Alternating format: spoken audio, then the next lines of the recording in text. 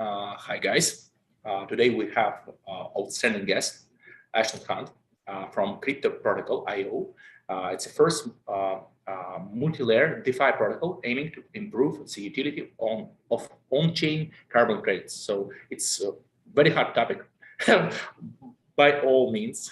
And right now we will try to understand what's the Coyote protocol is all about, how they will improve our world, let's be honest, and let's say how they connected very hard market of carbon credits to, let's say, crypto community and crypto market to, let's say, help our crypto community, our crypto market to be more, let's say, connected with the real life and helping us as a crypto activists and the guys who's creating different crypto protocols, different crypto projects, let's say, improve our, let's say, responsibility for the nature, for what we do. Okay, could you please explain the Coyote protocol and how it works? Brilliant. Thank you for the intro, Aaron. So Coyote Protocol is named after the legislation in 1997 that was ratified by the United Nations. That was the first legislation to combat climate change. What came from that was the creation of carbon credits. Now, carbon credits are effectively a metric tool to measure the emissions and offset emissions that a company creates and a project creates in sequential, which is carbon removed from the atmosphere. Now, since then, we've had a lot of legislation changes. So, for example, we're all aware of the Paris Agreement and what Donald Trump done with that and how, that created a bit of tension. And then more recently, COP26. And carbon credits have remained in market service since the Coyote Protocol. So, in theory, they are there. Are they working? Not really. 2050 is coming. We're falling behind on our targets and the problem grows every year. The difference between 1997 and now is that we have blockchain technology. And more importantly, we have an uptake in Web3. So what we're here to do is pick up where the government's left off and really give utility to carbon credits and the full exposure that blockchain can provide. Yes, you make jealous a lot of people because a lot of teams thinking about that, but you're the person who actually made it. So it's just we are looking at you with very special look, like fuck, he's just done it. And yes, it's so powerful. By the way, could you explain more about the Coyote Protocol.io, because we are just moving from the Coyote Protocol as a, let's say, that registration, and or let's move to, let's say, your project. Okay. So Coyote Protocol.io is our take on what carbon credits should have.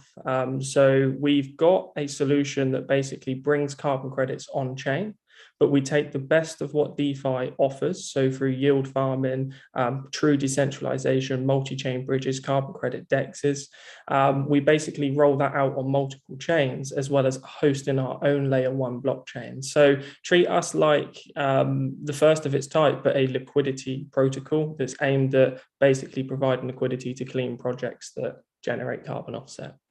Wow. How about traditional offsetting? You say that Coyote protocol is capable of more than that. Any more information on this? What could you explain us how it's, let's say, actually working together with existing markets and existing needs, just to understand, let's say, unique strategy? That's a good question. And there's a lot of carbon credit competitors out on the market right now that are tackling this in their own way. The big issue with the carbon credit industry is very similar to crypto in 2017. There's regulatory fragmentation and it's really difficult to kind of gain access. So what we're different and the corporate offset side comes in is that we facilitate that crypto on-ramp and off-ramp solutions. So, my background's in OTC or exchange like yourself, Aaron. And, a big issue was corporate entities looking to onboard for crypto. They wanted to get into it, but the compliance issues would cause issues with MRLO officers, AML framework. I'm sure you're aware of that. So what we're looking to do is set up a prime brokerage service for corporate entities that do not wish to expose their arm to crypto, but they wish to gain the full exposure of promoting offset on a decentralized carbon credit protocol. So every single thing that goes on our chain in terms of offset is measured on a transparent blockchain ledger. And then on top of that, we relay all of the information to a leaderboard. So if you are, let's say, a large airline and you have offset requirements, we take those offset requirements into consideration. We also work with other entities that you're offsetting with to give a true reading of what you're offsetting. And then anything that you do on chain with coyoteprotocol.io, whether you choose to earn carbon credits through providing yield, stable coins, or you decide just to buy on the open market, that is all done on chain. So corporate offset, I know this is a long way of answering your question, so I apologize, is you take carbon credits. There's so many different asset classes of carbon credits. It's very hard to understand what you're buying. So you have the standard compliance market, and then you have the voluntary market. And then inside the compliance market, there's different asset types, and inside the voluntary market, there's thousands of asset types. So it can become quite confusing if you're looking to offset, if I'm honest with you. It's very deep, by the way. I was researching the topic, for a couple months, but I'm still feeling that you are, thousand miles deeper than me with all of that. Yes, it's like I just don't. Just unique new look to the carbon credits market, and that's the reason. It feels like that's the reason to creating your own, protocol, to create your own blockchain, to create everything else. Carbon credits are not made equal. They are different type of assets. It's very deep, by the way. Yes, it's just interesting. I will go deeper to, what you do and how you structure all of that type of assets, because it's just interesting from all of that. Just the idea of orchestration of that type of kind of similar assets feels like very, very interesting topic. Okay, I know you have partnered with Near Protocol.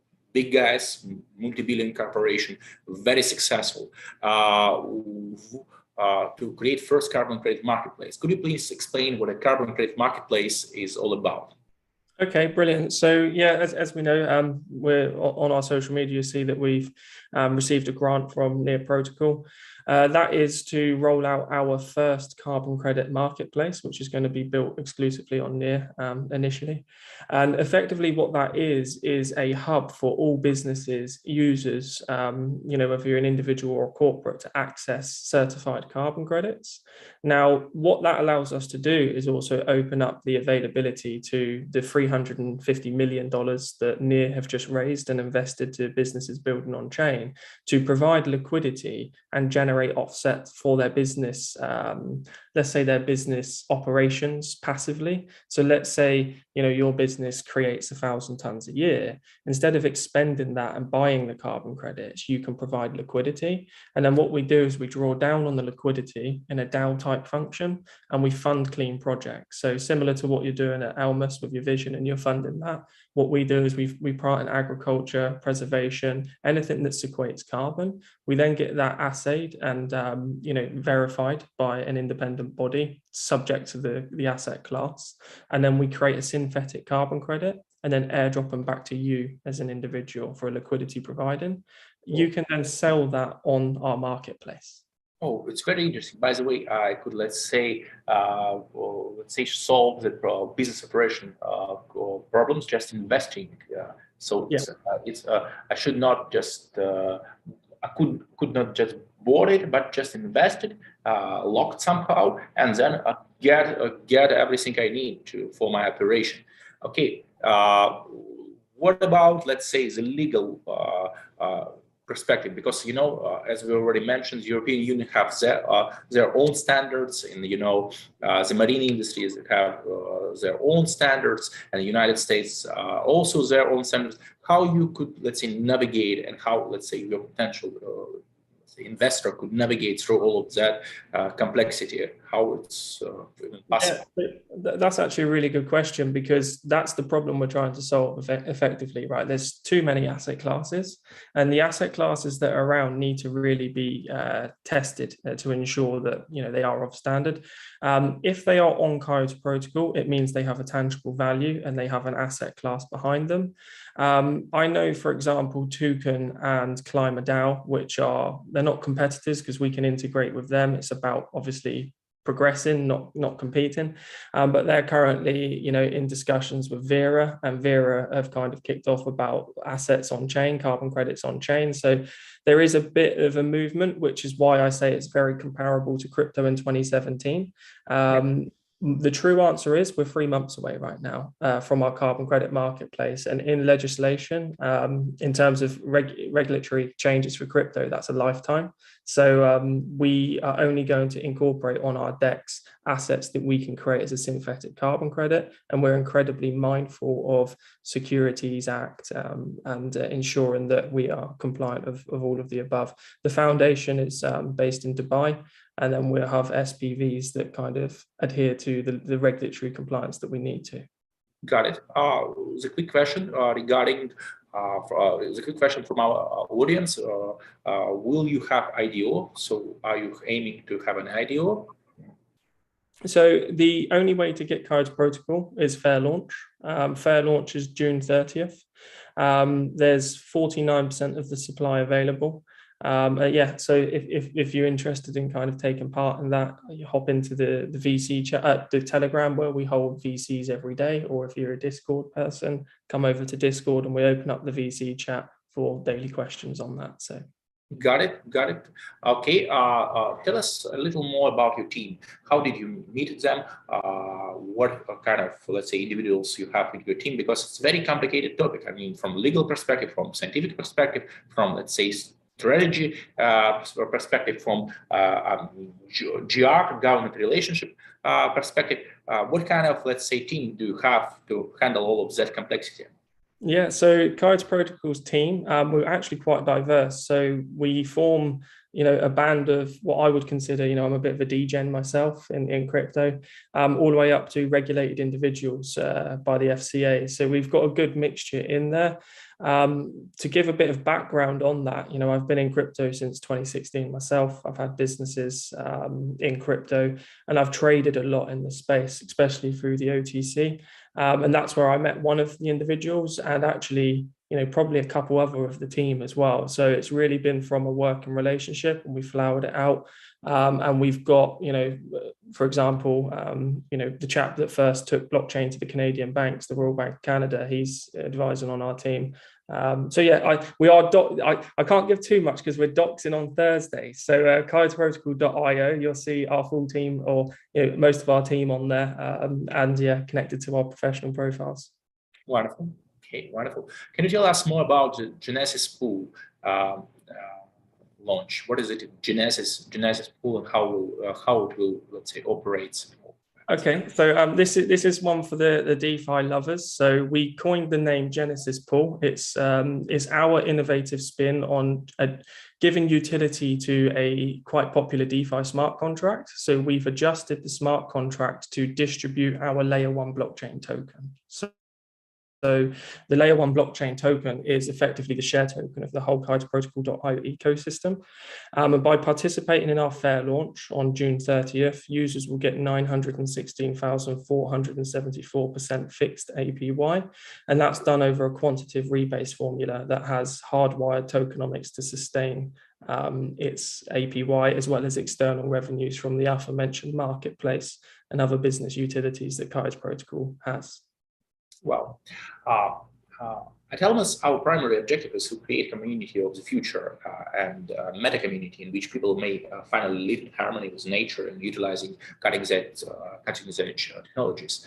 What do you believe the possibilities for our future collaboration? Let's say, could we generate the carbon credits and put them on chain, or maybe we could, let's say, invest in those carbon credits, and that's how creating buildings that eco-villages being more, let's say, responsible from your perspective. Just help us with some advices.